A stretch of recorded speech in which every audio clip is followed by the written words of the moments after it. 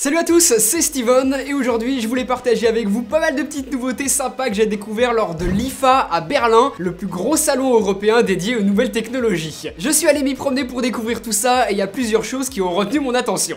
La grosse star du salon, c'était le LG V30 qui va bientôt être commercialisé en France et qui sur le papier est le smartphone parfait tournant sous Android et qui se pose comme le vrai concurrent sérieux aux smartphones bord à bord de Samsung ou Apple. Ce V30 c'est une sorte de LG G6 amélioré parce que lui il embarque toutes les dernières technos du moment. Un Snapdragon 835 accompagné de 4 Go de RAM, du Bluetooth 5.0 et un écran de 6 pouces qui occupe le plus d'espace possible, mais terminé l'IPS, c'est maintenant de l'OLED. Il est superbe cet écran. On a toujours une petite crainte avec l'OLED pour ce qui est de la fidélité des couleurs, mais là, le rendu général m'a semblé excellent, avec évidemment un contraste infini grâce à l'OLED. Les V10 et V20 qui ont jamais été commercialisés en France, eux, avaient un second écran au-dessus de l'écran principal, ce qui permettait notamment d'y placer des raccourcis. Là, cette année sur son V30, LG a totalement abandonné l'idée. Moi, je trouvais ça cool, mais je sais pas si c'est une contrainte due au passage à l'OLED ou si finalement, ils ont décidé que c'était pas si utile que ça et qu'ils pouvaient s'en passer, mais en tout cas, on l'a plus. L'autre gros point fort du LG V30, c'est ses aptitudes en photo.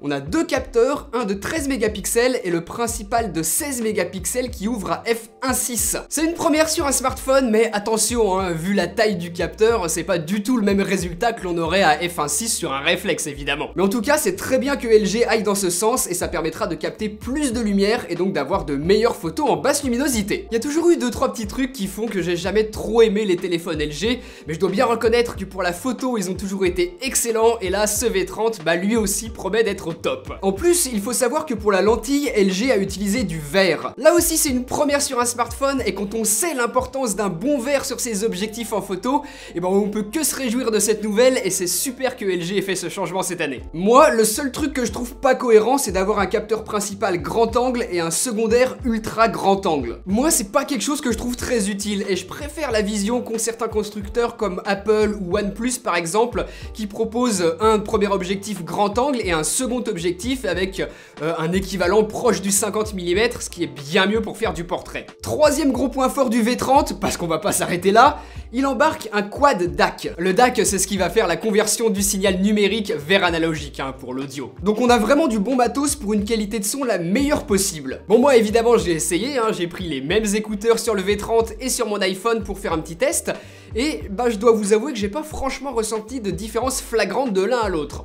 Mais bon, j'étais clairement pas dans les meilleures conditions pour faire un test audio avec tout le brouhaha ambiant dans le salon, c'était vraiment pas des conditions idéales. Pour finir, ce V30 il tourne sous Android 7.1.2 Nougat, il est certifié IP68 pour la résistance aux poussières et à l'eau, donc sur le papier il a vraiment tout ce V30 et c'est un smartphone que je serais bien curieux de pouvoir tester à fond parce que là, pour l'instant il me semble excellent. Bon, et puisque j'étais chez LG, j'en ai profité pour jeter un œil à leur nouvelle télé 4K OLED ultra fine. C'est vraiment superbe, c'est impressionnant ce concentré de technologie et je comprends que LG fasse les malins avec leur tunnel composé d'écrans OLED du mur au plafond. Ça en jette. Restons dans la démesure puisque j'ai pu aller jouer avec le tout nouveau PC gamer d'Acer, le Predator Orion 9000. C'est un véritable monstre. Tout en noir brillant et argenté, le côté gamer est totalement assumé et on pourrait difficilement faire autrement. À l'intérieur se trouve un Intel Core i9, processeur à 18 cœurs et accompagné de 128 Go de RAM, le tout refroidi par une solution de water cooling. Pour la partie graphique, pourquoi rester modeste quand on peut avoir les deux dernières Radeon RX Vega d'AMD, sachant qu'au maximum, il y a de la place pour 4. On pourra aussi mettre des cartes Nvidia si on le souhaite, les dernières 1080 Ti par exemple, jusqu'à 2. Pour le stockage, on a 3 emplacements de SSD et d'autres pour des disques durs pour pouvoir monter jusqu'à 44 Tera de stockage au maximum. C'est la démesure totale ce PC, et là clairement Acer joue à qui a la plus grosse.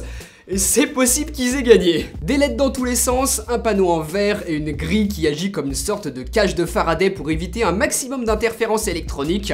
C'est clairement une démonstration de force que fait Acer. Du lourd au sens propre comme figuré puisqu'on n'est pas loin des 20 kg et que la bête est carrément montée sur roulette pour pouvoir faciliter le transport. À ce que l'on m'a dit, le prix va tourner autour des 5-6 000 € si on choisit vraiment la plus grosse config. En fait, ça va dépendre de ce que l'on souhaite mettre à l'intérieur, le processeur, la RAM, les cartes graphiques, les disques durs et même le nombre de ventilateurs que l'on va pouvoir choisir. Et enfin, pour aller avec, Acer a présenté une nouvelle version du X35, son écran gamer incurvé. Donc voilà, je pense qu'il valait vraiment le coup d'œil ce PC et j'avais envie de vous le montrer. Ensuite, en gros fan de Sony que je suis, j'ai pas pu résister à aller faire un détour sur leur stand pour aller voir leurs nouveautés et notamment une télé 4K HDR de 100 pouces. Franchement impressionnante. J'ai également pu prendre en main le nouveau A9, leur boîtier plein format destiné aux photographes avant tout, et clairement là pour concurrencer les Nikon D5 et autres Canon. Mais la grosse surprise, c'est l'annonce d'une toute nouvelle action cam. C'est la RX0, elle est un tout petit peu plus compacte que la dernière GoPro. On a deux boutons sur le dessus pour la mise en route et le déclenchement, et au dos c'est un écran au format 4/3 de 3,8 cm de diagonale mais non tactile.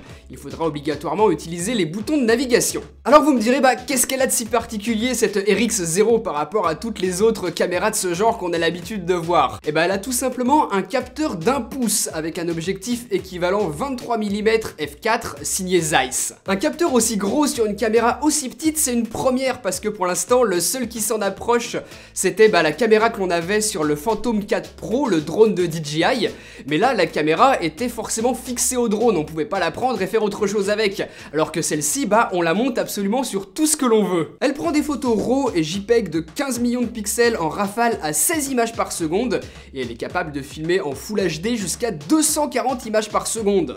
Elle a du Wi-Fi intégré, des fonctions de picking et de zebra pour la vidéo et même du log si besoin. C'est du S-Log 2, pas de 3 mais on pouvait s'y attendre, c'est logique. Donc un profil d'image plus plat avec peu de contraste et peu de saturation pour préserver un maximum d'informations dans les hautes lumières et dans les basses lumières. Ça demande plus de boulot au montage, forcément, mais ça peut en valoir la peine. Pas de stabilisation optique, mais j'imagine que Sony filme à une plus haute définition pour cropper dans l'image et nous sortir au final une Full HD stabilisée électroniquement, un petit peu comme ils ont l'habitude de le faire sur d'autres de leurs caméras. On a une prise micro, la possibilité de se raccorder en USB et en HDMI, ce qui va permettre de sortir de la 4K en 4.2.2 avec un enregistreur externe style Atomos par exemple. C'est un peu dommage de ne pas avoir la 4K, qui est en réalité l'Ultra HD, en interne, parce que là, si on veut absolument l'avoir, ça nous ajoute un encombrement supérieur et du coup on pourra pas forcément monter la caméra sur tout ce que l'on veut si on tient absolument à avoir cette 4K. Cette petite RX0, elle va être également résistante à l'eau jusqu'à 10 mètres et jusqu'à 100 mètres avec un caisson étanche. On a une batterie de 700 mAh et franchement c'est ça qui fait peur, c'est très peu, et quand on connaît les problèmes qu'a Sony sur ses autres caméras au niveau de l'autonomie, ça peut nous donner des doutes sur ce que l'on aura sur celle-ci. Il faudra voir en conditions réelles. Ce sera pour bientôt puisqu'elle va sortir là courant octobre pour un prix de 850 €. Donc c'est clairement plus cher que toutes les GoPro et autres concurrents qui sont à des tarifs beaucoup plus autour des 400-500 €. Mais là c'est pas franchement la même utilisation, c'est pas juste une action cam. On aura la possibilité de connecter plusieurs boîtiers ensemble et de les télécommander à distance. On pourra par exemple faire un effet bullet time ou ça peut aussi être utile pour la création de vidéos à 360. Puisqu'on parle de 360, je suis revenu de Berlin avec cette petite caméra. C'est la nouvelle caméra 360 de chez Pixpro. Vous voyez qu'on a deux lentilles, on en a une principale à l'avant et une autre ici au dos. Et cette caméra sera capable de faire des images à 360 degrés et en 4K. Les premières images que j'ai pu tirer avec sont franchement plutôt bonnes pour ce que j'ai l'habitude de voir sur ces petites caméras 360 style action cam comme ça aussi compactes. Donc je vous ferai un test complet, je vous en reparlerai plus en détail de cette caméra. J'ai également profité d'être sur place pour aller prendre en main le nouveau Samsung Galaxy Note 8 qui vient tout juste de sortir là. Il est en vente depuis vendredi dernier. Pour ceux qui se posent la question, c'est pas un smartphone que je testerai. Franchement, il m'excite pas plus que ça. J'ai déjà testé le Galaxy S8 dont il partage l'immense majorité des fonctionnalités. Le Note 8 apporte principalement deux choses de plus que le S8. Le stylet, ce fameux S Pen qui peut être très utile pour la prise de notes rapides, et enfin un deuxième capteur photo qu'ils auraient très bien pu mettre sur le S8, mais qu'ils ont préféré nous donner 6 mois plus tard sur le Note 8 pour qu'il ait un semblant d'attirance. On a donc un capteur principal grand angle et le second permet un zoom optique x2 avec un bouton sur le bas, comme ce que l'on a l'habitude de voir depuis un an sur iPhone. C'est adapté au portrait et l'on peut choisir la quantité de flou que l'on souhaite ajouter en arrière-plan pour bien détacher son sujet principal. Même après avoir pris notre photo, on aura la possibilité d'y apporter des modifications. Par exemple, on va pouvoir ajouter un petit peu de flou ou au contraire en enlever si l'on en a trop mis. C'est bien pratique et sachant qu'au moment de la prise de vue, les deux capteurs ont pris la photo, eh bien on pourra garder le portrait ou bien celle faite avec le grand angle. C'est bien pratique. C'est un smartphone superbe, visiblement excellent dans tous les domaines. J'ai pas grand chose à lui reprocher en fait, sauf que je le trouve pas franchement intéressant. Autant le S8 quand il est sorti, il y avait un vrai effet waouh, il apportait vraiment quelque chose de nouveau.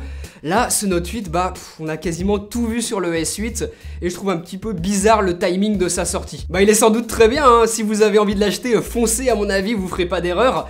Mais moi voilà, je le testerai pas, j'ai déjà quasiment tout dit dans mon test du S8. Pour finir, j'ai pu voir un écran pliable, ce qui laisse vraiment rêveur pour l'avenir des smartphones notamment. Une carte micro SD de 400 Go chez SanDisk, le record actuellement.